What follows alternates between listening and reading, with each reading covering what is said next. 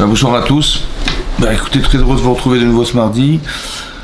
Alors on va faire un cours sur la paracha de Shelach Lecha. C'est marqué dans la paracha Vidaber Hashem el Moshe le Moradi Hashem el Moshe en disant Shelach Lecha Anashim. Envoie pour toi des hommes, Vayatouru et Teres Canaan, qu'ils explorent la terre de Canaan, le pays de Canaan, Asherani Noten Ivne Israël, que je donne aux enfants d'Israël, Ishechad Ishechad Emater Votav Tishlachu. Un homme par tribu vous enverrez, Kol Nasibahem, tous les chefs de tribu qui s'y trouvent. Vaishlach otam Moshe Bamidbar Paran, donc il les a envoyés dans le désert du Paran, de Paran Alpi Hashem, selon l'ordre d'Hachem. Kulam Anashim Rachib l'Israël. Ils étaient tous des hommes. Rachid nous dit des hommes, ça veut dire des gens importants.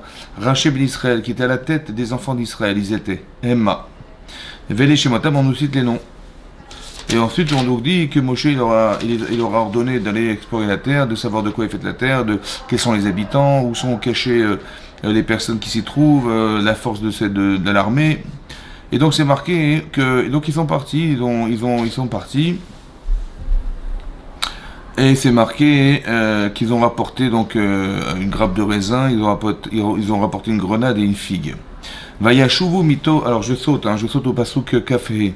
Vayashuvu mito haaretz, donc ils sont revenus de l'exploration de la terre. Miketz arbaim yom, au bout de 40 jours. Vayelchu vayavou, et ils sont allés, ils sont revenus. Alors qu'on nous a déjà dit qu'ils étaient partis. Bizarrement, c'est marqué, ils ont revenus.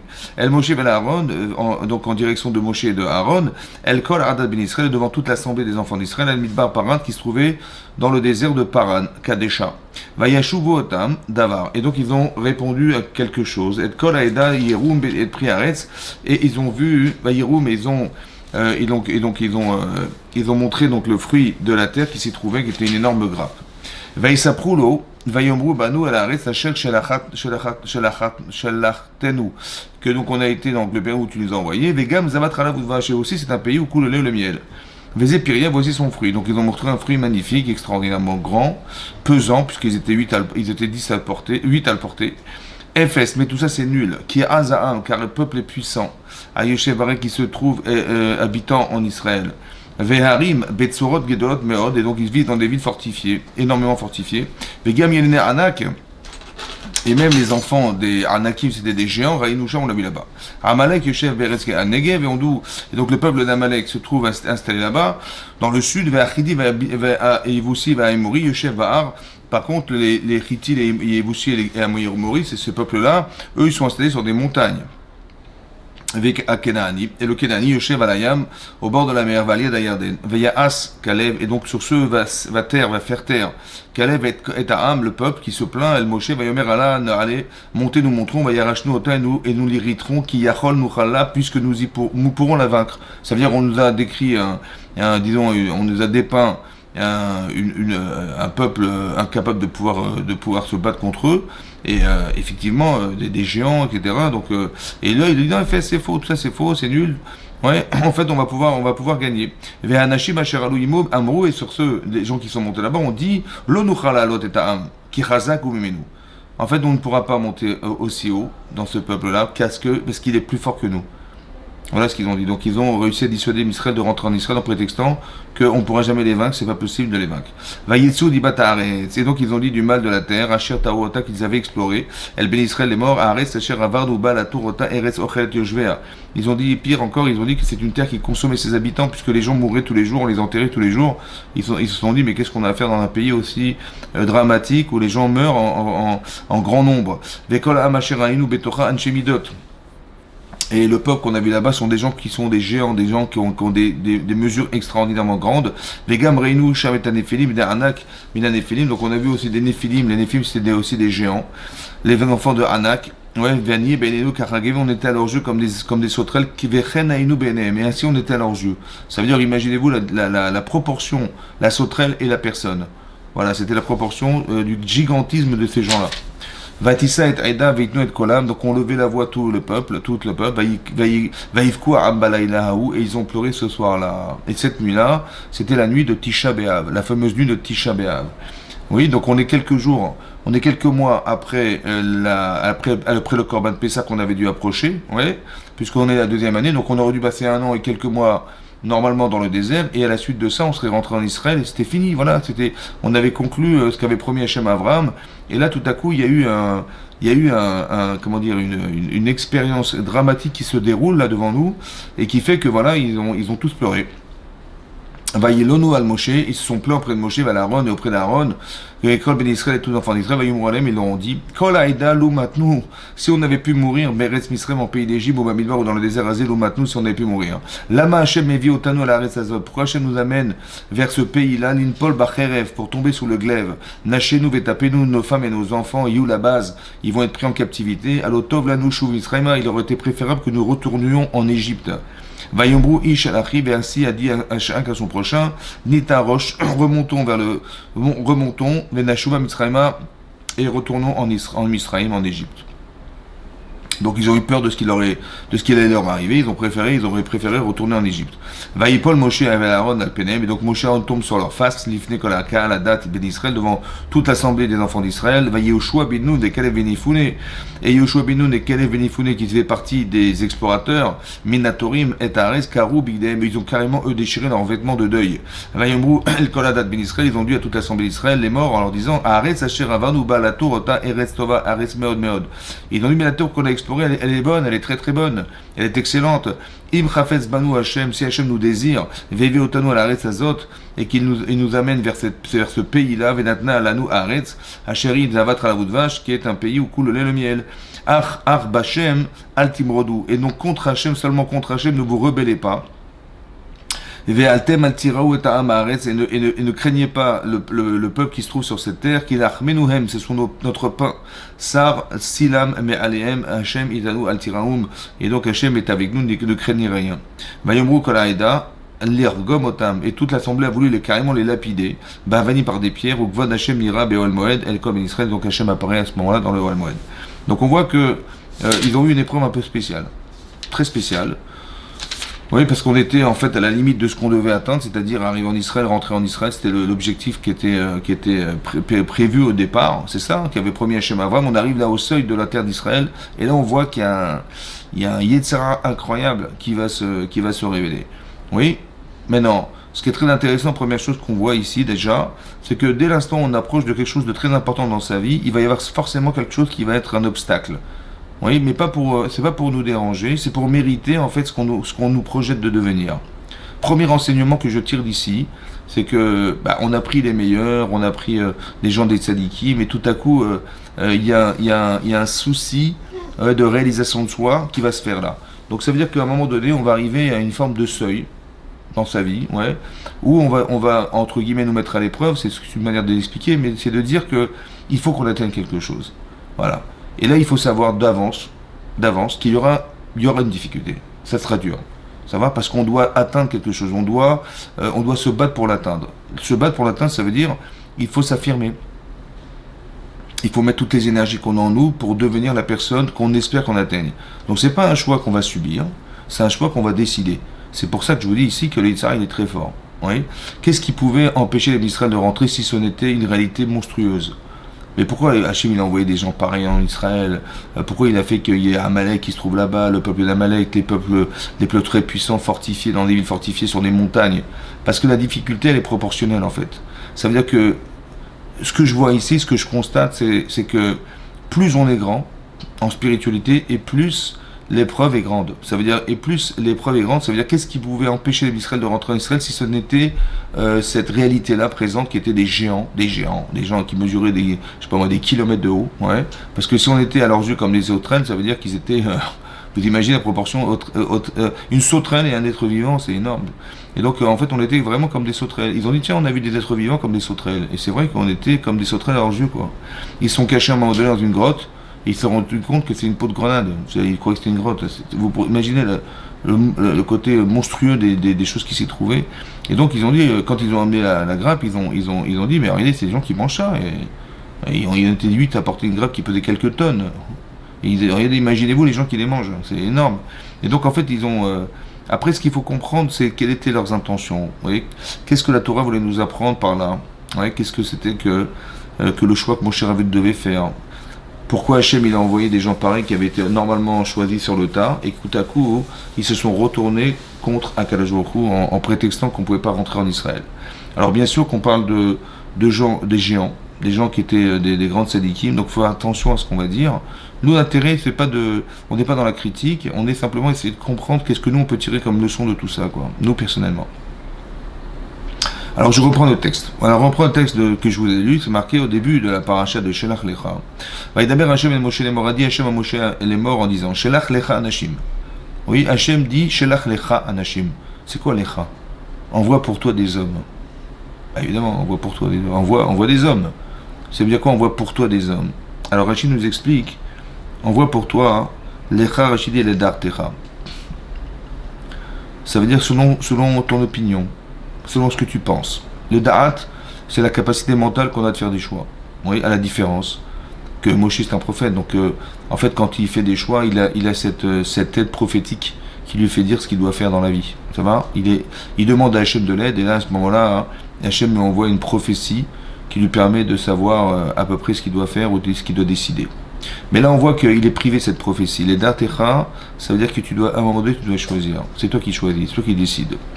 Donc lecha, c'est quoi lecha? C'est quoi toi? Toi, c'est la capacité de faire des choix dans ta vie. Les dartecha, selon ce que tu penses. C'est ça lecha.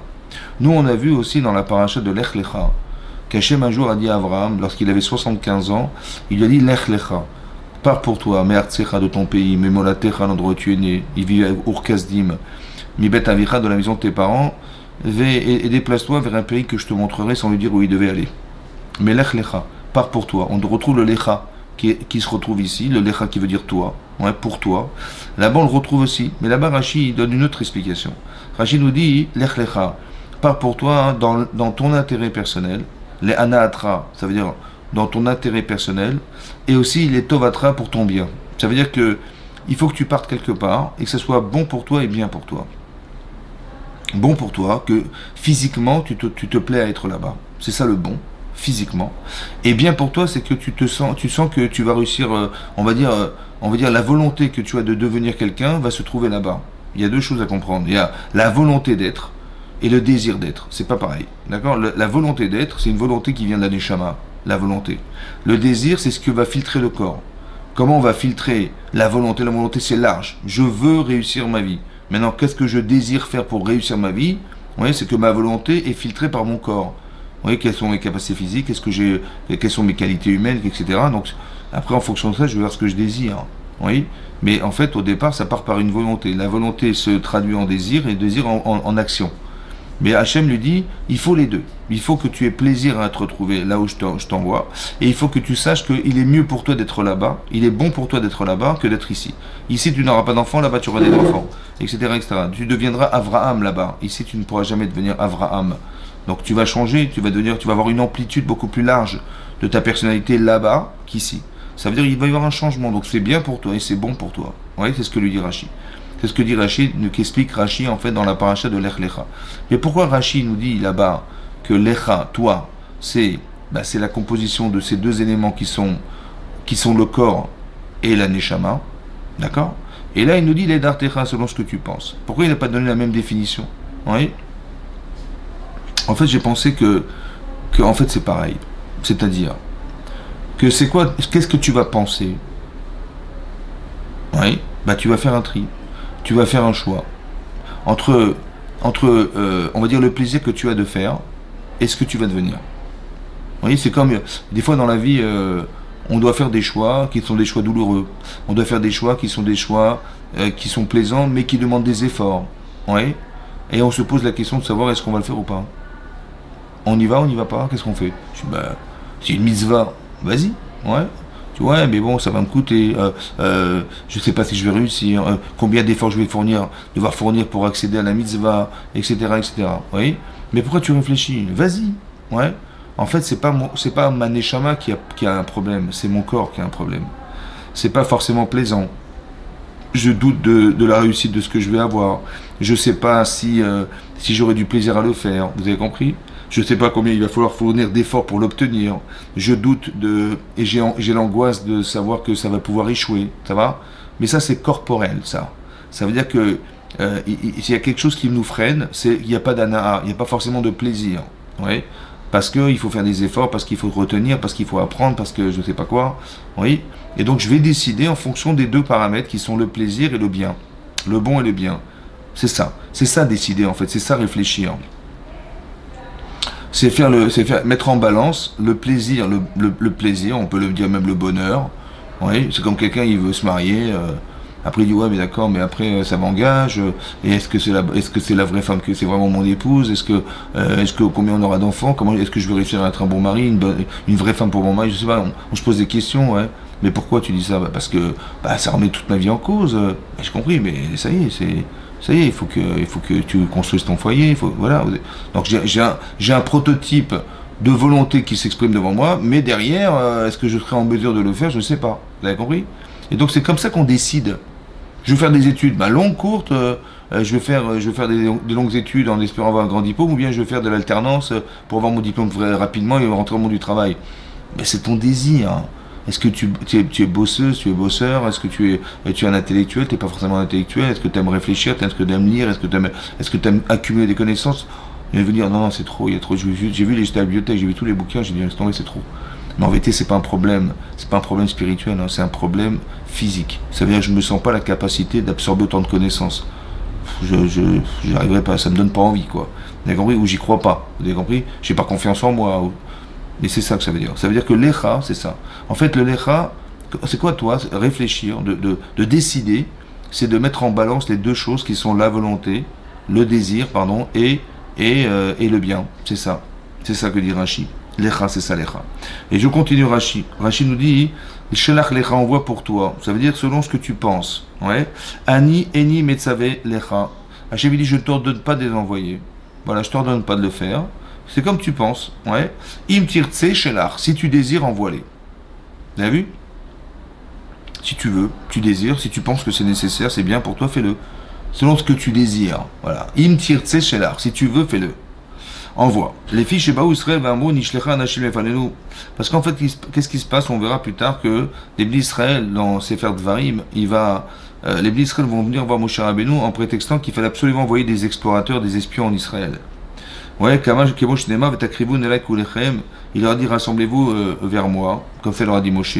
Alors qu'ils sont tous venus pour demander à Moshe d'aller envoyer des explorateurs. Ou Moshe nimlach bashrina, et Moshe va demander conseil à la Shekhinah, à Kadosh Baruch Hu. Amar ani amarti lahem sheitova. Hachem dit je leur ai dit qu'elle était bonne. J'aurais déjà dit qu'elle était bonne. Pourquoi tu doutes? Ouais. Veshenemar ve'aletrem meroni mitzrayim, parce que c'est marqué, je vous montrer du pays de la difficulté du roni, ça veut dire de l'assujettissement qui se trouve en Égypte, pour vous envoyer dans un pays où se trouve où coule le lait et le miel. Donc je vous ai dit qu'elle était bonne la terre. Et donc vous doutez de ce que je pense, de ce que je vous ai dit, ouais. Il dit on va quand même explorer la terre, comme si qu'on devait douter. Oui, on doutait de ce qu'Hachem nous avait dit au départ. Il dit Chayem, je jure sur eux, dit Hachem, Shani noten lahem makom litorot, que je leur mets dans un endroit où ils vont se tromper, Bedivra Meraglim, dans les paroles des Meraglim, les Ma'an lo Yirshua, afin qu'ils n'héritent pas de la terre. Voilà ce que dit Rashi, selon le Midrash Tanchuma de la Gemara dans Sota. Hachem a dit, je jure sur eux. Ça veut dire quand il jure, ça veut dire que. Et ce qui est bizarre, c'est qu'il a dit, Shani noten lahem makom litorot. Je vais les mettre dans un endroit où ils vont se tromper, par les paroles des Meraglim, par les paroles des explorateurs, afin qu'ils n'héritent pas de la terre d'Israël. On a l'impression que c'était prévu, quoi. Hein? Comment ça se réfléchit, ça? On a l'impression que c'était prévu. Ça veut dire quoi? Ça veut dire qu'ils ont douté. Alors Hachem a dit, vous allez voir, vous allez vous tromper, vous allez finalement... On a du mal à comprendre comment on peut leur reprocher d'avoir pleuré, d'avoir douté, etc. Ouais. Et qu'ils se sont trompés à cause des Meraglim, alors que tout avait a priori été réfléchi depuis le départ par Hachem. Alors où est-ce que le libre arbitre se trouve? Comment on peut construire sa vie? Si on a des doutes, ça veut dire quoi? C'est-à-dire qu'Hachem il va à chaque fois nous mettre dans une difficulté où on ne pourra pas finalement finaliser ce qu'on avait peut-être envisagé de faire sous prétexte qu'on doute. C'est ça que ouais, c'est ça qu'il faut comprendre. Oui. Alors, peut-être l'idée c'est la suivante. Quand Hachem dit je jure sur eux qu'ils vont se tromper, ouais. C'est très intéressant de savoir que, en fait, ce qui se projette devant moi, n'est que la projection de ce que je pense. C'est-à-dire, si j'ai confiance en moi, alors les choses, elles s'ouvrent devant moi. Si je doute, elles se ferment. Ça veut dire que la réalité est fonction de la conception que je lui donne. La réalité de demain, elle est fonction de la conception que je lui donne. Si je doute de ce qui va m'arriver, alors je vais vivre une vie où effectivement on va me démontrer que j'ai eu tort de faire, ou j'ai eu raison d'avoir douté, etc. Chayem, je jure sur eux qui vont se tromper. Ça veut dire qu'est-ce que dit Hachem? Hachem est en train d'expliquer au Bnei Israël que si vous doutez, c'est ce que vous allez voir. Ouais, ça se comprend en vérité, un petit peu, psychologiquement, ça se comprend pourquoi. Parce que si j'ai peur, j'ai peur. Oui. Qu'est-ce que je vais chercher à voir? Ben, ce qui me fait peur. Vous avez compris? Donc finalement, la réalité, elle est fonction de la conception que j'avais au départ. Vous avez compris? C'est ça qu'il dit Chayem, je jure sur eux qui vont se tromper. Ça veut dire qu'on est en train de nous expliquer que c'est dommage que tu n'aies pas nourri de façon positive ce qu'on t'avait promis, et qu'en fait tu pouvais douter un jour de ce qu'on allait te demander de faire. C'est ça qui est marqué. Ça veut dire qu'Hachem, il suit en fait la conception de la personne. Ou du moins, Chayem, je jure, ça veut dire qu'il a pensé qu'on ne pouvait pas les changer, quoi. Parce que même si on a mal pensé au départ, on a douté, permets-nous d'avoir une bonne conception, amène à des circonstances où effectivement ça pourra se faire. Mais ce qui est intéressant, hein, c'est qu'en fait, peut-être qu'il avait envoyé les Meraglim justement pour nous aider à mieux accepter ce qu'il allait se passer. C'est ce que espérait qu'elle avait Yifune Yeshua Binoun, quand ils ont dit, mais pas du tout, Éphèse, c'est vrai, c'est nul, tout ça c'est pas vrai, on va y arriver. En fait, on aurait dû nous expliquer que malgré la difficulté qu'on avait d'appréhender cet endroit, oui, alors, malgré tout, on va y arriver. C'est bon? C'est ça. On a des solutions à nos doutes. Vous savez ce qui se passe ici, peut-être le pshat, c'est quoi? C'est l'explication. Vous savez pourquoi il y a des géants là-bas? C'est bizarre, il y a des géants, des gens qui ont une surpuissance, des gens qui vivent sur des montagnes, ils sont tous là-bas, quoi. Comme par hasard, ils sont tous là-bas, quoi. Ils sont pas ni en Irak, ni en Iran, ni au Liban. Non, ils sont juste en Eretz Canaan, là où on va, quoi. C'est bizarre, non? Oui? En fait, pourquoi ils sont là? Vous savez pourquoi ils sont là? Parce que c'est moi qui les ai mis là. Quand je doute de quelque chose, je dis peut-être qu'on va avoir ça, peut-être on va devoir se battre contre des forces. Il dit, si tu penses que c'est ça, on va te les mettre. Un truc de fou, quoi. Ça veut dire que la conception, ça veut dire que si tu penses que c'est comme ça, ça sera comme ça. Si tu penses que ta vie est faite d'embûches, on va te mettre des embûches. Si tu penses que ta vie, tu doutes de ça, vous avez compris, c'est pas par hasard qu'ils étaient là, c'est parce qu'on a tellement douté que c'était possible. Ouais. C'est comme si des fois il peut nous arriver de dire, heureusement qu'on a vérifié, hein, parce que je me doutais bien que ça allait arriver. Et puis c'est ce qui nous est arrivé. Vous avez compris? Mais c'est pas parce que ça devait arriver. C'est parce que plus que tu doutes des choses, tu vas retrouver les doutes que tu avais au départ en toi. C'est ça que tu vas retrouver. Et l'inverse est vrai aussi. Vous avez compris? L'inverse est vrai aussi. Ça veut dire que la vie, elle est conçue de cette manière-là. Que, en fait, tu vas retrouver ce que tu penses. C'est aussi logique d'un côté, parce que quand j'envoie des explorateurs, en leur disant, on va aller quand même vérifier, aller voir ce qui se passe là-bas, oui, je leur dis pas, rassurez-nous. Non, je leur dis, allez vérifier ce qui se passe là-bas. C'est-à-dire qui est-ce qui habite là-bas, quelles sont les armées qui s'y trouvent, comment les villes sont fortifiées, pas fortifiées. C'est ça que je leur demande. C'est ça que je leur demande. Donc quand ils vont y aller, ils vont pas y aller pour voir ce qui est beau à voir. Ils vont aller chercher à voir ce qui est dangereux. Donc quand ils vont revenir, ils vont nous dire, ils vont nous rassurer, ils vont nous angoisser. Oui, ils vont nous angoisser. Ils disent, vous avez raison, c'est vrai, il se trouve ça. Mais c'est ça que ça veut dire.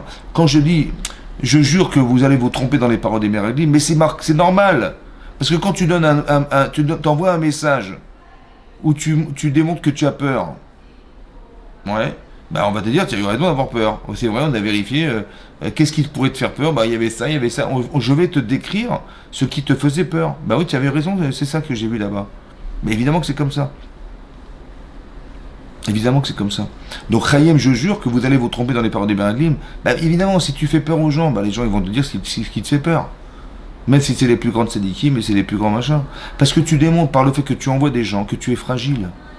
Donc c'est évidemment que si tu es fragile, tu vas faire peur. Et donc on va peut-être préférer que tu restes là où tu te trouves, que plutôt que tu t'engages dans un projet qui est quasiment impossible à traduire chez toi. Tu vas pas te battre contre des géants, c'est impossible. Vous avez compris ce qui se passe? C'est ça. En fait, on a peut-être voulu rendre service. Les Miraglim, ils ont dit, mais on est en incapacité de se battre contre ça. Ils sont plus forts que nous. Donc il vaut mieux on se reste là, au pire on verra. On va rester là pour l'instant, et on verra. Et là, en fait, ils ont pleuré parce que, en fait, on pouvait pas rester là. Il fallait rentrer. Et là, ça me pose un autre problème. Un autre problème. Là, il y a marqué que cette nuit-là, ils ont pleuré. Oui, ils ont dit, mais qu'est-ce qu'on a été faire de sortir d'Égypte? Unanimement, ils ont exactement dit ce qu'on avait vu dans la paracha de Béchalar. Oui, que lorsqu'on est sorti de Misraïm en Égypte, on est sorti d'Égypte et Hachem nous amène devant la mer Rouge. Et arrivé devant la mer Rouge, au bout de 6 jours, de 7 jours de marche, on voit les Égyptiens arriver. Et là, on a eu très peur. Et là, on est venu se plaindre en disant, mais qu'est-ce qu'on a été faire de sortir d'Égypte? On aurait préféré mourir en Égypte, ouais, disons être des esclaves en Égypte que de mourir dans le désert. J'aurais préféré souffrir que de mourir. Et voilà ce qu'on a dit, hein, venez, on retourne en Mitzrayim, en Égypte, etc. Mais là, il y a des gens qui ont quand même crié vers Hachem. Ils ont crié vers Hachem, ouais, parce qu'ils avaient confiance en Hachem. Et la mer va s'ouvrir, et ceux qui se sont plaints ont profité de ceux qui croyaient. Et ils sont rentrés dans la mer, et là ils ont fait la Shira, tout s'est retourné contre les Égyptiens, et ils ont gagné cette guerre, quoi. Ouais. Hachem leur a fait gagner la guerre. Mais ce qui m'intéresse, c'est que là-bas, ils ont prié. Et là, ils ont pleuré. Comment ça se fait? Comment ça se fait qu'ils n'ont pas dit, mais non, oui, c'est très grave ce qui nous arrive, mais bon, ils vont crier vers Hachem, sauve-nous, quoi, fais-nous quelque chose, je sais pas, moi. De la manière que tu as ouvert la mer Rouge, ben, débarrasse-nous de ces géants. Voilà ce que j'aurais fait. Ouais, c'est ce qu'on aurait imaginé qu'ils auraient fait. Ben, pas du tout. Ils ont pleuré. Pourquoi ils n'ont pas prié? Pourquoi devant une difficulté, pareil, qui était énorme, hein, ils n'ont pas prié Hachem, à la différence de devant la mer Rouge, où c'était la même situation pour eux. Dans l'incapacité physique à se battre, ou à rentrer dans la mer, ou à rentrer dans le désert, c'est pareil. On est dans l'incapacité de résister à ce qui nous agresse, en fait. Et là, le seul recours qu'on avait, c'est de prier Hachem. C'est ça qui nous restait. Et là, on voit l'inverse. On voit que... Hein? Une forme de confort. Laquelle? Ils avaient tout dans le désert. D'accord, mais quand on nous dit, il y a des géants, il faut rentrer faire la guerre, comment on va faire? Et ben, on va crier vers Hachem, sauve-nous, quoi. Ouais. C'est ça. Quand on nous dépeint ce qui se trouve en Israël et on nous dit voilà ce qui se passe là-bas, bah, la moindre des choses c'est de se dire Hachem est avec nous, on va y arriver. Ouais. Mais comment je fais? Bah, je crie vers Hachem, je dis écoute, sauve-nous, sauve-nous, sauve-nous. Ouais. Et là, c'est pas le cas. Pourquoi? En fait, je pense que la différence, elle est comme ça. Dans la vie, des fois, on subit. On subit des choses. Voilà, comme ici, voilà, je m'attendais pas à ce que les Égyptiens arrivent. Je subis une situation. Quand j'ai rien demandé, on m'a rien demandé, et je subis, à ce moment-là, hein, je prie vers Hachem. Parce que j'ai pas d'autre recours. Mais quand on nous dit, vous savez, on va arriver à la frontière d'Israël, il faut faire la guerre. Ah bon, d'accord, donc on va envoyer des explorateurs. Et on nous annonce qu'il faut faire la guerre contre des géants. Bah, moi j'ai cru qu'au départ, bah, si on doit faire la guerre, mais c'est sûr que c'est peine perdue, on va y arriver, on est des sauterelles. On va jamais y arriver. Et là on va pleurer. Parce qu'on a cru qu'il fallait le faire soi-même. Vous avez compris? Alors Hachem, il nous apprend ici que même dans des cas pareils, il faut demander de l'aide. Même si tu... Parce que, effectivement, Hachem, il sait très bien que tu peux pas te battre. Donc ça va être une boucherie, quoi. Évidemment que c'est comme ça. Donc, en fait, même quand tu dois agir, à la différence de ce que tu as cru au départ, que toi, tu as fait appel à Hachem quand tu subis. Mais quand on te dit, fais-le, tu dis, ah, si je dois faire, il faut que je fasse, je ne demande pas d'aide. Ouais. Et là, je vais pleurer parce que j'y arriverai jamais. En fait, c'est faux. Même quand tu dois agir et que tu vois que la situation qui est présente, elle n'est pas solutionnée ou solutionnable, alors il faut demander de l'aide. C'est une volonté qu'avait Hachem. C'est ça que voulait faire Hachem. Vous, il y a marqué Hachem ilachem lachem, Hachem fera la guerre pour vous, Vatem tacharishun, et vous vous tairez. Ça veut dire on sera les spectateurs de ce qui va arriver. Mais ça veut dire qu'il va falloir faire quelque chose. Il faut rentrer dans la mer, il faut se battre, il faut faire quelque chose. Mais vous allez voir que la réussite, elle est entre les mains d'Hachem, parce que vous êtes accordé le droit de suivre sa volonté. Alors il va vous accompagner. Vous avez compris ça? Voilà.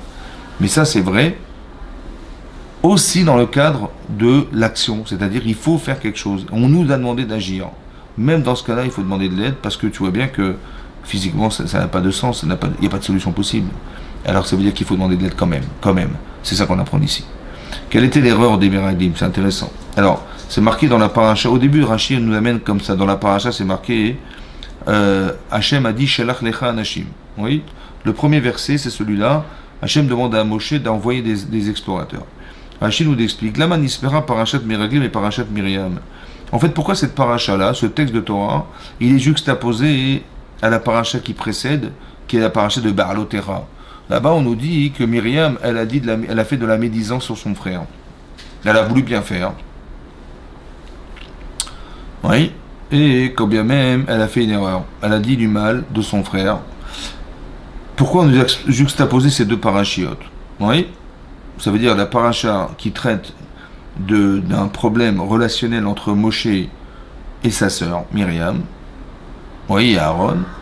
Et le problème des Meraglim, des explorateurs de la terre. Les filles chez l'Akta, parce que les filles, Myriam, les filles chez l'Akta, al-Iskediba, elle a été frappée, ouais, de lèpre, on va dire, al-Iskediba, parce qu'elle a dit du mal. Chez Dibra Beachea, qu'elle a parlé et qu'elle a dit contre son frère qui était Moshe Rabbeinu. Vereshaim alalou. Et on nous parle des explorateurs, en nous disant ces Reshaim là, Raou velo lakrou moussar. Raou velo lakrou moussar. Ils ont vu et ils n'ont pas tiré du moussar, c'est-à-dire ils auraient dû te frapper par ce qui lui est arrivé, ça va, et ils auraient dû tirer des leçons de ce qui leur est arrivé. Et s'ils avaient tiré des leçons, alors peut-être qu'ils auraient évité de faire du lachon hara, de la médisance sur la terre d'Israël, et peut-être qu'ils auraient peut-être réfléchi avant, ouais, et qu'on serait rentré en Israël. Ça va? C'est ça? Ils ont vu et ils n'ont pas tiré de leçons. Donc ils ont vu, mais ils n'ont pas tiré de leçons. Qu'est-ce que ça veut dire? Comment je vois et je tire des leçons?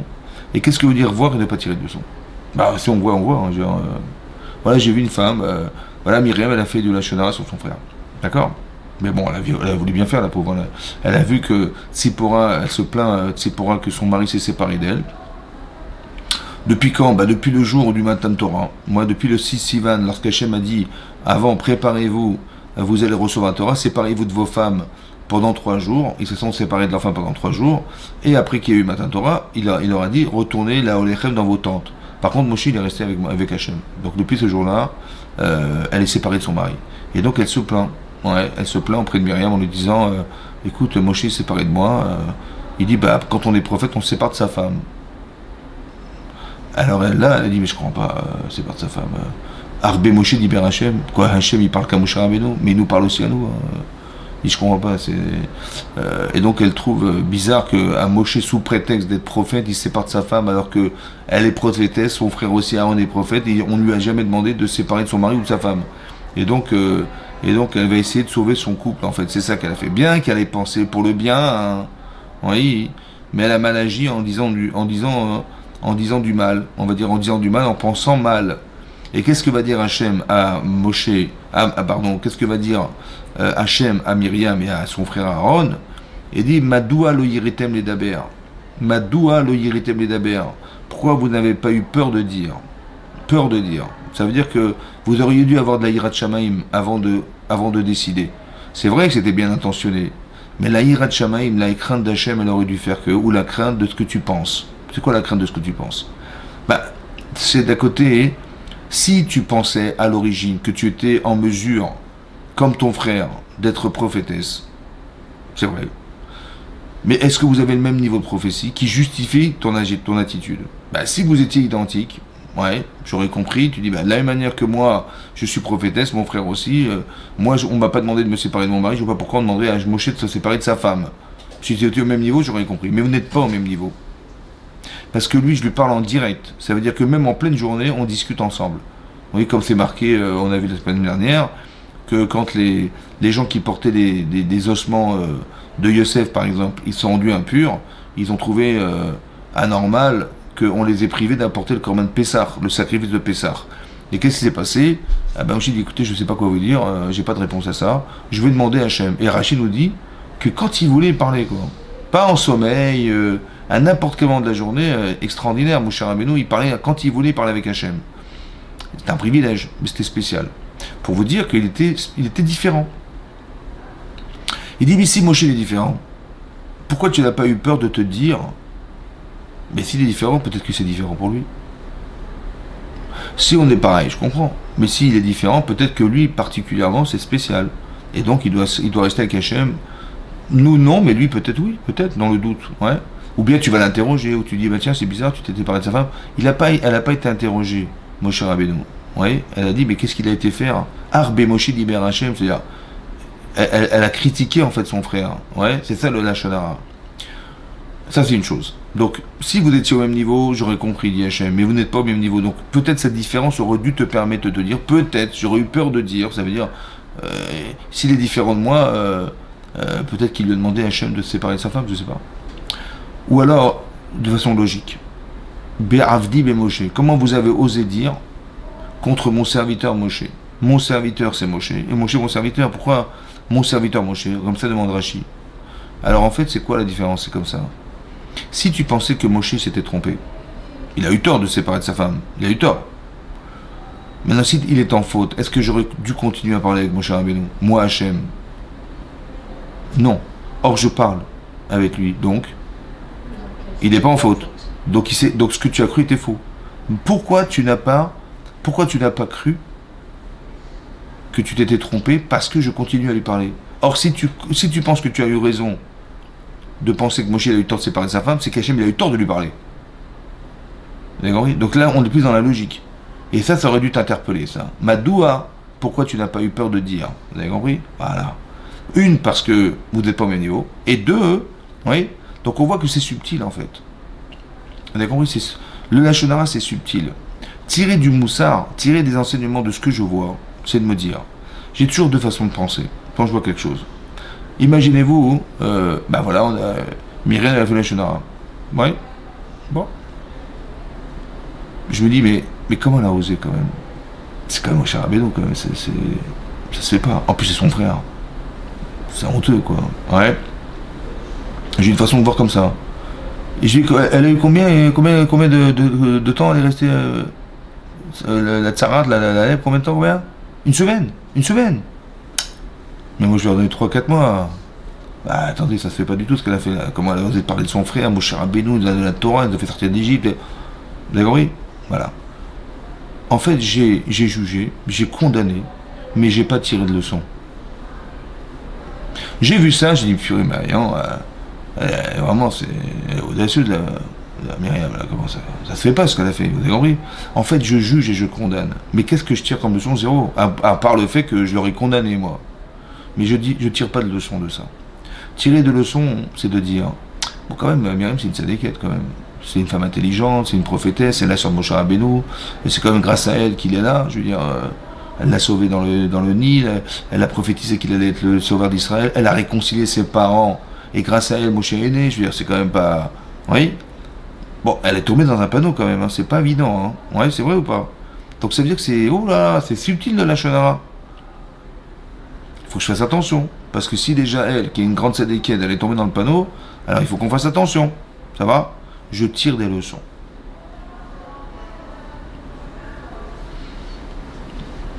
Est-ce que c'est normal ce qui s'est passé? Je m'explique. Myriam, elle a eu un problème avec Moshe Rabbeinu. Ça va? Donc c'est un problème conflictuel, on va dire, entre un frère et sa sœur. Oui? Maintenant, ok. Donc, bon, elle a eu tort, Chazak, elle a eu tort, donc ça reste entre elle, Aaron et Moshe. C'est ça? Bon, bah, elle aurait eu la lèpre, elle aurait fait teshuva, elle aurait compris ce qu'elle avait fait comme erreur. Ça aurait dû s'arrêter là, on est d'accord. Or, c'est marqué dans la paracha qui précède. C'est marqué Vatisager Myriam Michus la Machane. Elle a été enfermée, Myriam, en dehors du camp. Shivat Yamim. Ça veut dire qu'on l'a mis dehors pendant 7 jours. Ve'a'am lonasa ad et Hasef Myriam. Et donc, on nous dit que elle est restée donc à l'extérieur, ouais, du camp jusqu'à ce que qu'elle se soigne, quoi. Ouais. Ve'achar nasaou, et après ils ont voyagé. Ça veut dire que tout le monde a su ce qui s'est passé. C'est vrai ou pas? C'est normal ou pas? Non, C'est honteux. ouais. Bah, la pauvre. Étouffée. Hein? Il aurait mieux fallu étouffer. Bah, évidemment. Ah, Elle n'a pas besoin de. C'est passé dans les journaux. C'est n'importe quoi. Oui. Ça paraît normal ou pas? Comment ça se fait qu'elle a vécu quelque chose qui va au-delà de ce qu'elle a fait? Bah, la honte qu'elle a eue, que tout le monde était au courant de ce qu'elle a fait, bah, je vois pas pourquoi elle aurait dû subir un truc pareil, quoi. Ouais. Bah, ça aurait été normal qu'elle ait la salade. Bon, on va dire, ok, ça fait partie de ce qu'elle aurait dû subir, on va dire, ok, mais ça reste qu'entre elle et Hachem, et son frère et ses frères, c'est tout. Oui. Ah bah non, tout le monde a su, on a attendu une semaine, et elle est sortie en dehors du camp, et on a dû l'attendre, et puis finalement, on a voyagé qu'après qu'elle était soignée. Vous avez compris ce que je veux dire? C'est un affront qui va au-delà de ce qu'elle a pu faire. Oui. Pour que chacun comprenne Est-ce que c'est pour elle qu'on l'a fait? C'est comme ça qu'il faut réfléchir. tous les Bnei Israël, pour Très qu'ils bien. comprennent tous. Donc qu'est-ce que nous on tire comme leçon de là? Qu'est-ce qu'on apprend de là? On va dire que c'est pas juste. C'est ça on se serait rebellé, on dit c'est pas normal, qu'est-ce qui m'arrive? Oui, ça va au-delà des limites de ce que je devais supporter. Oui. Tout le monde a su ou pas? Très bien. Maintenant, on ne connaît pas l'histoire. On ne connaît pas qu'est-ce qui va se passer dans le futur. On ne sait pas, on n'est pas au courant, on n'est pas des prophètes. Seulement, j'apprends d'ici une chose. C'est que si Hachem, il a montré au Meraglim, ça va, et à tout le peuple juif, ce qui s'est passé pour Myriam, ça veut dire qu'on était fragile. Il fallait voir. Il fallait savoir. Mais Hachem, il nous montre des choses qu'à la mesure de notre fragilité personnelle. Hachem, il aurait voulu qu'on sache. Parce que ce qui va se passer demain est en relation avec ce qui s'est passé pour Myriam. Disons qu'il y a des facteurs communs. Et donc Hachem, il aurait voulu qu'on tire des leçons pour éviter ce qui va se passer demain. Vous avez compris? Donc dorénavant, quand il se passe quelque chose qui va au-delà des normes, c'est qu'en fait on voulait nous apprendre quelque chose. Parce que demain j'aurai besoin de cette information pour éviter le problème qui va m'arriver demain. Ça va? C'est pareil, on va rentrer en Israël, ils vont faire explorer la terre, ils vont revenir, ils vont faire de la shonara. Oui? Mais s'ils avaient tiré les leçons de la subtilité, même si tu penses bien faire, mais tout ce que tu penses, ils ont peut-être pensé bien faire. Ça va? Seulement, ils n'ont pas été consultés Moshe Rabbeinu, comme elle n'a pas été consultée Moshe Rabbeinu. Vous avez vu ce qui s'est passé? En fait, on a un problème. Voilà ce qu'on a vu dans la terre d'Israël. Bon, ben, la moindre des choses, c'est d'aller en parler à Moshe Rabbeinu. Ouais, tu dis, voilà, écoutez, voilà ce qu'on a vu. Nous, on va rien décider du tout. C'est vous qui déciderez. Et voilà, on vous dépeint ce qu'on a vu. Et là, il aurait dit, mais jamais de la vie, ne racontez pas tout ça, ça va pas. Voilà ce qu'il aurait dit, Moshe Rabbeinu. Seulement, ils n'ont pas été consultés. Ils ont directement été voir le peuple et ils ont dit, voilà ce qui s'est passé, voilà ce qu'on a vu, on vous a ramené la grappe. Et pour vous dire, comme c'est dangereux d'y rentrer. Mais de quel droit tu te permets de faire peur? De quel droit tu te permets de... Vous avez compris? C'est ça le Shana. Le Shana, c'est même pire que ça. C'est qu'en fait, on ne se rend pas compte qu'en les dissuadant de rentrer en Israël, on empêche Hachem de résider en Israël. Ce qui était l'objectif du départ. On a pensé bien faire. Mais on ne se rend même pas compte que ce qu'on est en train de dire est exactement l'inverse de ce qu'Hachem aurait voulu que ce soit. On ne se rend même pas compte. On pense bien faire. Heureusement que vous nous avez envoyés. Mais ça aurait été une boucherie. Heureusement. Je pensais bien faire. En fait, j'ai fait exactement l'inverse. Vous avez compris? C'est pareil. Mais j'ai été voir mon frère, je dis, mais Hachem, il t'a demandé de te séparer de ta femme? Jamais de la vie. Mais moi non plus. Mais qu'est-ce qu'il fait, mon cher ami? Il sépare de sa femme, ça va pas. Vous avez compris? Et je parle dans son dos, en fait. Vous avez compris ce qui se passe? Mais c'est subtil, en fait, parce que derrière, elle sait qu'elle a fait une grande mitzvah un jour dans sa vie, d'avoir réconcilié ses parents. Et elle a l'impression que le problème se répète chez son frère. Et donc, elle va réconcilier son frère. Comme elle a réconcilié ses parents, elle va faire une grande mitzvah. La différence, c'est qu'elle s'est trompée. Vous avez compris? On fait souvent du copier-coller dans la vie. On est tellement désireuse ou désireux de réaliser des choses qui nous ont fait plaisir, ouais, qu'on a très envie que ça se répète. Et quand ça se répète, on a l'impression que ça se répète. On croit que c'est exactement l'identique, c'est pas forcément l'identique. Donc le Yitzhara, il va utiliser cette différence pour nous faire des bêtises. Ça va? Maintenant, il aurait fallu qu'on voie et qu'on tire des leçons. Parce qu'il y a un autre principe de base qu'il faut retenir dans la vie, c'est qu'Hachem, il est Magdim Refoua la Maka, c'est-à-dire, il amène toujours le remède avant la plaie. Toujours. Toujours, toujours. Toujours un remède avant la plaie.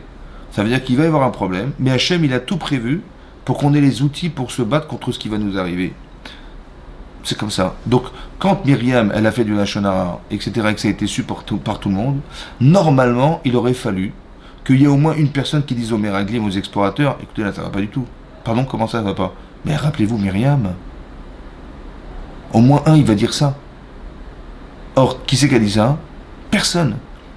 Maintenant, pourquoi ça a été su? Vous savez pourquoi ça a été su? Parce qu'il fallait que tout le monde le sache. De façon à ce qu'il y ait au moins une personne, au moins une ou un groupe de personnes qui diraient au Meraglim, écoutez, là, ça va pas, là, vous êtes en train de faire du Lachon Hara, rappelez-vous de ce qu'a fait Myriam. En fait, pourquoi c'est sorti dehors? Vous savez pourquoi l'information est sortie? Parce qu'il fallait que ça se sache. D'un côté, ça paraît une injustice. Parce que Myriam, elle a dû subir un affront qui va au-delà de sa faute. Mais si ce qu'elle a subi pourra permettre un jour aux enfants d'Israël d'éviter la Avera, la faute, alors ça valait le coup qu'elle le subisse. Maintenant, si ça avait fonctionné, ça veut dire, si Béhémet, ils avaient tiré des leçons de ce qui était arrivé à Myriam, et qu'ils avaient réussi à convaincre les explorateurs qu'il fallait surtout pas continuer à penser ce qu'ils avaient pensé au départ, oui, qu'est-ce qui serait passé? Bah, on serait rentré en Israël. Ouais. Et c'était fini, c'est la fin des temps, c'est fini. Voilà, Moshe serait rentré en Israël, et on aurait eu le Mashiach, c'était terminé. On aurait construit le Beth Amikdash, et Hachem aurait résidé sur la terre d'Israël comme c'était prévu au départ. Donc par quel mérite on serait rentré? Le mérite de Myriam. Waouh, waouh, waouh, waouh, waouh. C'est-à-dire que nous, ce qui nous paraît comme une injustice au départ, en fait, elle a un mérite de fou furieux, quoi. C'est elle qui nous permet de boire dans le désert. Et c'est elle qui aurait pu nous permettre de rentrer en Israël. Vous avez compris ce qui se passe? C'est énorme. C'est-à-dire qu'au regard de ce que je vois, je dis que c'est une injustice. Et maintenant que je sais de la Torah, grâce à la Torah, je sais que tout ça, ça avait été prévu pour qu'on en tire des leçons, je comprends comment Hachem il fonctionne. Comment Hachem fonctionne? L'information, elle a fait une erreur, ok, bon, c'est entre elle et ses frères, ok. Mais si ça sort, c'est qu'Hachem il est intéressé à ce qu'elle sorte. Parce que son problème devient un problème commun à chacun en fait. Parce que demain, ce qui va se passer, Hachem le sait, c'est qu'ils vont risquer de faire du Lachon Hara, de la médisance sur la terre d'Israël. Donc si on est prévenu par avance grâce à Myriam, ça vaut le coup. Maintenant, elle a subi tout ça, finalement pour rien. C'est ça qui est grave aussi. Parce que si ça avait pu servir, alors que la Kavod, on aurait dit super, ils ont tiré des leçons. Mais finalement, elle a eu une honte qui a été publiée partout et tout le monde l'a su, au final, pour rien, quoi. C'est aussi ça la faute, vous avez compris? C'est-à-dire qu'on a utilisé cette femme, en fait, pour essayer de... Elle a dû souffrir pour les autres, et finalement, ça n'a servi à rien, puisque de toute façon, ils n'ont tiré aucune leçon de ce qu'ils ont vu. C'est ça marqué Rechaim Alalou. C'est Rechaim là. Parce qu'en fait, elle a subi quelque chose qui normalement ne devra pas se lire comme on l'a vu. Pour ça qu'il faut faire attention quand on voit quelque chose de ne pas condamner les gens. Il ne faut pas condamner, il faut tirer des leçons. Ouais, parce qu'on n'est pas idiot de faire des avérotes comme ça. Il y a de la psychologie derrière, il y a des situations qui font que, etc. Tout doit être bien réfléchi avant de juger et de condamner les gens. Juger, on doit juger, évidemment, on juge. Mais il faut bien juger les personnes. Juger bien, ça veut dire réfléchir à qu'est-ce que j'ai à tirer comme leçon des erreurs des autres. Et pas comment je peux accabler les gens par leurs erreurs en pensant que j'ai eu raison, moi j'aurais jamais fait une chose pareille, j'aurais jamais osé faire ça. Vous savez, je suis dans la condamnation et je suis pas dans la réflexion. Voilà, je tire pas de leçon de ce qui m'arrive. Or, il faut savoir que tout ce qui nous arrive, en fait, a été pensé par Hachem. Il faut être Ma'amin B'Hachem. Croyant, ça veut dire savoir que Hachem, il est présent dans toute situation de vie et que tout ce que je vois a été pensé par lui. Voilà. Soit c'est présent pour m'aider au présent, soit ça va m'aider dans le futur. Ici, je vois que ça aurait dû m'aider dans le futur. Si j'avais su, j'aurais pas dit du Lachon Hara. Vous avez compris? Donc ça a été dit au préalable, en amont, pour éviter un problème de demain. C'est ça que ça veut dire. Ou alors, ça veut dire que ça corrige tout de suite. Vous avez compris? Il y a des choses qui sont là pour nous aider à nous construire sur le champ. Ou bien qui vont nous donner l'information qui nous servira demain. Vous avez compris? Là, je vois que c'est une information qui aurait dû nous servir. Raoult, vélo, la Kromoussar. Ils ont vu, ils n'ont pas tiré de leçon pour le futur. Voilà. C'est ça l'erreur des Meraglim. Vous avez compris? Donc c'est des choses très importantes à entendre parce que ça nous apprend beaucoup de choses. Un, que si je doute dans ma vie, ce que je vais vivre, c'est l'objet de mon doute. Deux, que je peux être un gadol batora, un grand dans la Torah, comme les gens, les explorateurs, qui étaient des gens qui ont été choisis sur le tas. On en a pris un par tribu, ce qui est énorme. Et quand bien même. Pourquoi quand bien même? Oui. Qu'est-ce qu'ils ont dit en fait? Ils ont dit quelque chose qui paraît pas très logique, on va dire, à prime abord. De prime abord, quand ils ont dit Chazak ou Mimenu, ils sont plus forts que nous. Donc ils ont dit n'essayez pas de faire la guerre contre ça, on n'y arrivera jamais. Ils sont plus forts que nous. Mais les Chachamim nous expliquent, c'est comme ça que c'est marqué dans la Gemara dans Sota, que comme si qu'ils avaient dit, Kaviachol, ça veut dire comme si qu'ils avaient dit, ils n'ont pas dit ça, hein, mais comme si qu'ils avaient dit que Chazak ou Mimenu plus fort que lui. Clapé Marla Amrou, en direction du ciel, ils ont dit, comme si c'était plus fort qu'Hachem. Ce qui paraît stupide. Hein. Venant de gens comme ça, est-ce qu'ils ont dit ça? Non, ils ont dit ils sont plus forts que nous. Très bien. Pourquoi les Chachamim, ils ont dit non? Ils ont comme si qu'ils avaient dit. Mais ils n'ont pas dit ça. Pourquoi Chachamim, ils ont dit une chose pareille? Dans les paroles des Meraglim, ils ont retraduit les Chachamim dans la Gemara, comme si qu'ils avaient dit c'était plus fort qu'Hachem. Ils n'ont jamais dit ça. Mais ils ont compris qu'ils ont dit ça. Mais comment ils ont compris ça? Oui. Même un enfant de 10 ans, il ne dit pas une bêtise pareille. Alors j'ai pensé comme ça. Il y a deux choses dans la personne. Il y a la conception, oui, intellectuelle, et il y a la relation physique avec l'événement, qui n'a rien à voir. Ça veut dire que je peux penser à des niveaux très élevés, mais je suis dans l'incapacité physique, oui, à réaliser ce que je pense. Ça va? Ça veut dire j'ai un manque de confiance en moi, ou bien je suis pas entraîné, vous avez compris? Quand ils sont venus de l'exploration de la terre d'Israël, et qu'ils ont dit, ils sont plus forts que nous, si quelqu'un il croit en Dieu, ouais, ça veut dire quoi croire en Dieu? C'est quoi croire en Dieu? C'est pas savoir qu'il existe. Hein. Je pense que de croire en Dieu, c'est se sentir accompagné par Hachem. Je me sens accompagné. Comme je suis un enfant qui est accompagné par ses parents dans la nuit, ouais, bah, il a moins peur quand il est accompagné par ses parents que de sortir seul. Or, si j'ai peur, je suis accompagné mais j'ai peur. Bah, j'ai l'impression qu'il n'y a personne là. Je suis seul. Mais je suis pas seul, mon père est là, ma mère est là, mais j'ai peur. Soit j'ai pas confiance en eux, soit j'ai l'impression d'être seul. C'est vrai ou pas? Mais si j'ai confiance en eux, si mon père il fait partie de l'armée, au niveau de l'armée, et il est armé jusqu'aux dents, ouais, et je sors dans la rue, ben, j'ai plus peur pour eux que pour moi, hein, franchement, les pauvres, ouais. Si je suis accompagné par Hachem, je dis mais j'ai peur pour eux, les pauvres, ça va être une boucherie, les pauvres, ouais. Ils vont vouloir nous empêcher de rentrer en Israël, mais ça va être une boucherie. Parce que j'ai confiance en Hachem. Hachem m'accompagne. Le problème, c'est est-ce qu'il m'accompagne ou il ne m'accompagne pas? Ça va? Est-ce qu'il m'accompagne intellectuellement ou je ressens ce que je sais? Vous avez compris la différence? Est-ce que je ressens ou bien je sais? Oui? Bah, je sais que Dieu existe, mais ça ne m'empêche pas de faire n'importe quoi dans ma vie des fois. Oui? Mais je sais. Alors, comment ça se fait que tu te contredis alors? Parce que je ne ressens pas ce que je sais. Je ne vis pas, je n'accepte pas ce que je sais. Je n'introduis pas en moi ce que je sais. Maintenant, si j'ai peur de ce qui va m'arriver, oui, c'est que c'est plus fort que ce que je sais.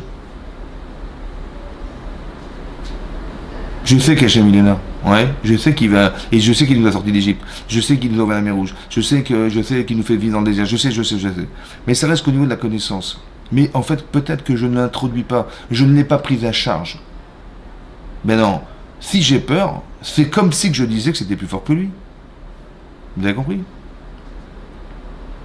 C'est comme quelqu'un, comme on avait rapporté l'Agma dans Brachot Avkafret, l'Agma elle dit là-bas, hein, que Rabbi Yochanan ben Zakkai, ouais, avant de mourir, il a dit à ses élèves, Yé Ratson, que soit la volonté d'Hachem, Shiel Lachem Mora Shamaim, que vous ayez la crainte d'Akadosh Baruch Hu, comme la crainte des hommes.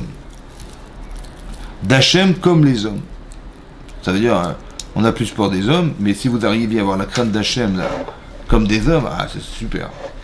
Ils ont dit quoi, Adkan, c'est-à-dire comment tu oses dire que tu arrives à penser que Hachem il est moins important au niveau de la crainte d'Hachem que des hommes, hein? Il a dit, bah, quand une personne fait une avéra, quand elle est en pleine faute, Ishat Maaseh, au moment de l'acte, qu'est-ce qu'elle dit? Mais j'espère qu'il n'y a personne. Lo yarini Adam, personne ne me verra, j'espère qu'il n'y a personne pour me surprendre. Ça veut dire quoi? Ça veut dire que je crois plus en ce que je vois que ce que je sais. C'est ça que ça veut dire. Donc il faudrait qu'un jour j'arrive à croire à croire à ce que je sais que autant que ce que je vais voir. C'est ça qu'il aurait expliqué Rabbi Yochanan ben Zakkai. Oui. Ou quand quelqu'un fait une avéra, il va vous dire c'était plus fort que moi. Ouais. Mais plus fort que moi, ça veut dire plus fort, le désir était plus fort que ce que je savais. Je savais que c'était sourd, mais j'ai pas résisté. Ça veut dire que c'était plus fort que ce que je savais. Donc ça veut dire que la connaissance, si elle n'est pas accompagnée d'émotions, elle ne peut pas résister au désir. Vous avez compris? Ça veut dire que si je ne sais pas contrebalancer un désir pour un autre, oui, j'ai le respect des gens ou je n'ai pas le respect des gens. Oui. Ben si je n'ai pas le respect des gens, si je ne ressens pas, je ne désire pas avoir une relation avec les personnes, ben je m'en fiche d'eux. Donc, qui peut leur arriver quoi que ce soit, ou bien où je vais les exploiter, c'est pas grave. Mais quand je suis attaché à des gens, je peux pas les voler, je peux pas les exploiter. Si je les aime, les gens, je peux pas les voler. Ou je peux pas les escroquer, je peux pas les. Donc, c'est-à-dire que le problème, c'est le sentiment que je ressens pour la personne qui me permet de me battre contre ce désir d'aller contre ce que je sais. Mais il faut un sentiment pour refouler un sentiment. Mais la connaissance ne sera jamais suffisante pour refouler un sentiment. Parce que le sentiment il va balayer la connaissance. Ça va? Parce que, en fait, la connaissance ne m'implique pas. À la différence du désir qui m'implique. Voilà. Donc c'est pareil. Quand on me dit il faut faire la guerre, oui, et que je ne suis pas préparé à la guerre, alors je vais trembler. Mais pourtant, tu crois en Dieu, comment ça fait que tu as peur? Parce que ce que je sais est plus fort que ce que je vois, est plus fort que ce que je sais. C'est ça. Comme si que j'avais dit, c'est plus fort qu'Hachem. Vous avez compris? C'est un peu ça l'idée. Vous avez compris? C'est plus fort que ce que je sais. Donc c'est plus fort qu'Hachem. C'est ça que ça veut dire. Kaviachol, c'est ça qu'il a voulu dire Khamim. Que si tu as peur, c'est que ce que tu sais n'est pas assez fort pour contrebalancer ce que tu vois. Maintenant, est-ce qu'ils avaient un grand niveau, les Meraglim? Énorme! D'où je sais. Parce que si Hachem, il leur a montré des géants, et c'est que ça qui pouvait leur faire peur, c'est qu'ils étaient géants dans la Emunat Hachem. Déjà. Mais pas la proportion de ce qu'ils ont vu. C'est pour ça qu'ils ont dit, il vaut mieux pas qu'on rentre. Ils ont eu peur. Et ils ont fait peur. C'est pour ça qu'on a pleuré. Vous avez compris? Parce que si déjà les Meraglim qui étaient des grandes sénékim, ils ont peur, alors nous, hein, comment on va faire? Et donc ils disaient, mais si on doit faire la guerre, mais on n'y arrivera jamais, ils ont raison. Et donc ils ont pleuré. Et cette nuit-là était la nuit de Tisha B'Av. C'est ça. Mais ce qui est important, c'est ça que je voulais vous expliquer, c'est qu'on doit construire deux choses dans sa vie. Ouais. Il faut étudier, il faut apprendre. Mais il faut être capable de vivre ce qu'on sait. De vivre, ça veut dire d'être croyant dans ce que je sais. Et pas de simplement faire que ça reste de la connaissance. Ouais, les gens on peut pratiquer une Torah de tradition, on peut apprendre une Torah, mais qui ne nous implique pas. Ouais, non, il faut se marier avec, il faut vivre avec, il faut qu'elle fasse partie de ma vie. Voilà, ça fait partie de. Je peux pas occulter le fait que Hachem nous a donné cette Torah et qu'elle fasse partie de ma vie. C'est impossible de faire autrement. Et quand je pense on peut avoir deux vies, alors on va rentrer dans les Meraglim. Vous avez compris? Ça veut dire Hachem il peut nous envoyer une épreuve où effectivement on sera dans l'incapacité à la gérer parce que on n'a pas le sentiment qui permet de se construire et autant de permettre à la situation d'être repoussée parce qu'on a cette connaissance forte. Vous avez compris? Les Meraglim, ils ont dit, mais ils sont plus forts que nous. Comment ça? Qu'est-ce qui peut être plus fort qu'Hachem? C'est impossible. Ben finalement, ça veut dire que tu penses que ce que tu vois est plus fort que lui. Mais pourquoi? C'est pas peut-être. Intellectuellement, ça s'entend pas. T'as raison, intellectuellement, c'est faux. Mais émotionnellement, c'est vrai. C'est ça que ça veut dire. C'est-à-dire que quelqu'un qui fait une avéra, il sait qu'Hachem existe, mais ça n'empêche pas de faire une avéra. Ça veut dire que ce qu'il ressent est plus fort que ce qu'il sait. Plus fort que Dieu, quoi. Comme ce qu'il sait. Plus fort que ce qu'Hachem m'a demandé de pas faire. Et souvent, les gens disent, mais si Hachem il te demande de le faire, tu vas le faire. Ben, c'est pas sûr. Parce que, des fois, parce qu'on n'est pas forcément construite ou construit pour être assez plus fort que ce qu'on va voir.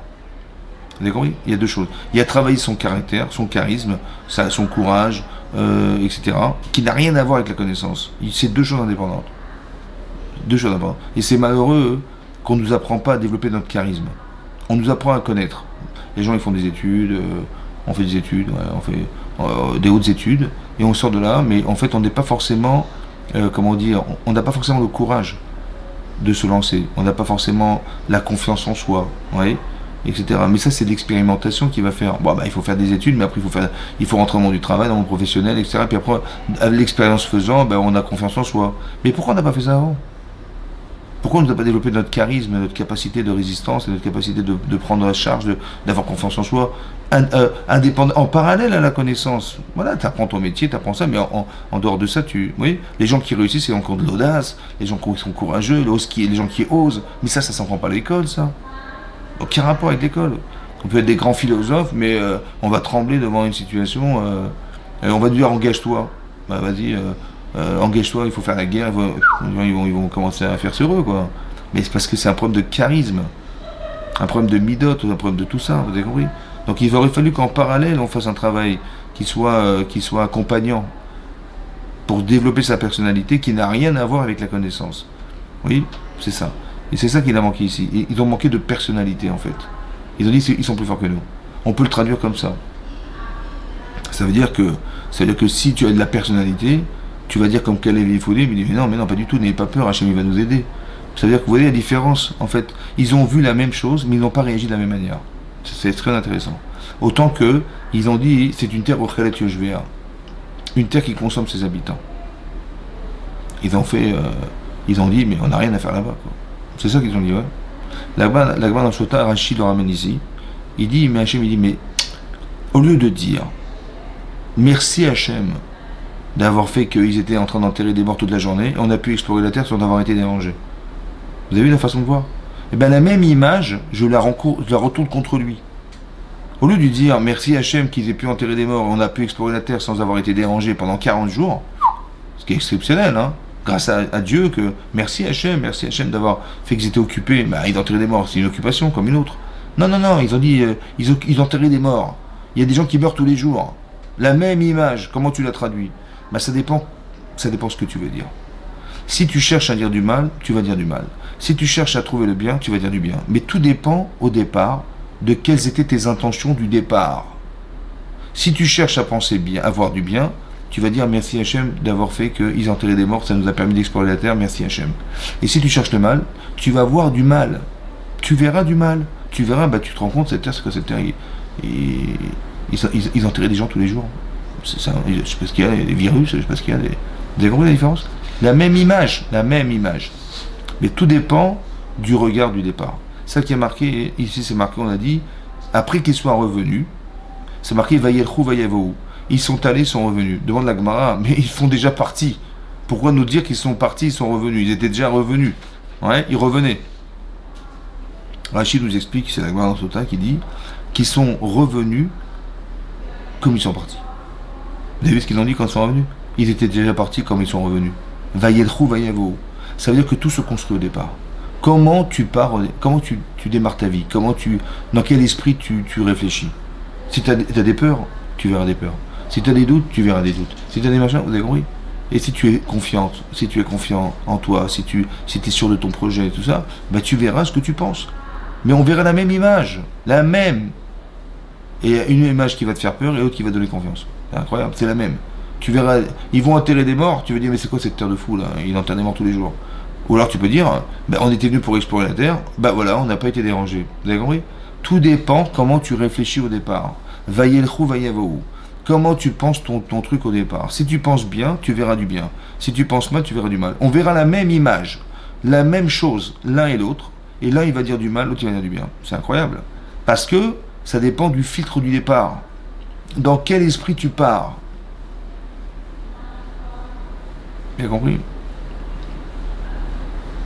Parce que le Zohar explique ici, d'après le Zohar, c'est une explication du Zohar qui dit que les Meraglim, ils ont vu en prophétie, oui, qu'ils ne seraient pas chefs de tribu en Israël.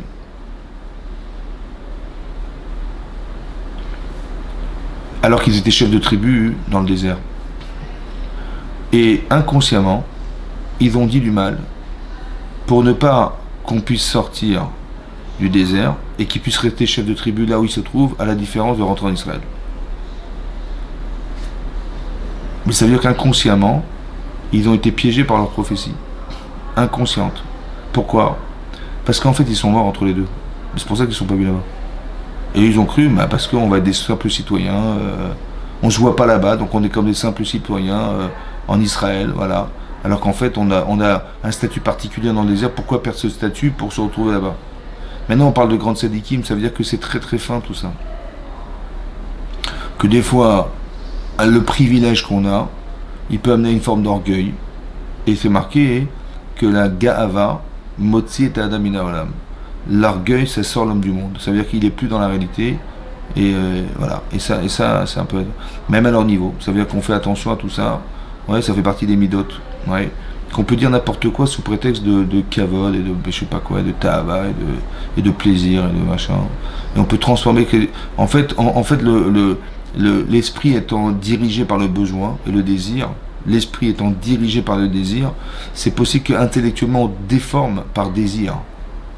J'ai pas envie de perdre mon statut de chef en Israël, alors je vais trouver toute forme d'argument intellectuel, et comme j'ai un pouvoir, parce que je suis un chef de tribu, je vais user de ce pouvoir pour les dissuader de rentrer en Israël, comme ça on va rester dans le désert. Vous avez compris ce que je veux dire? Et c'est pas forcément conscient ça. Chazak ou Baruch. Voilà ce qu'on a pu dire un peu sur la paracha.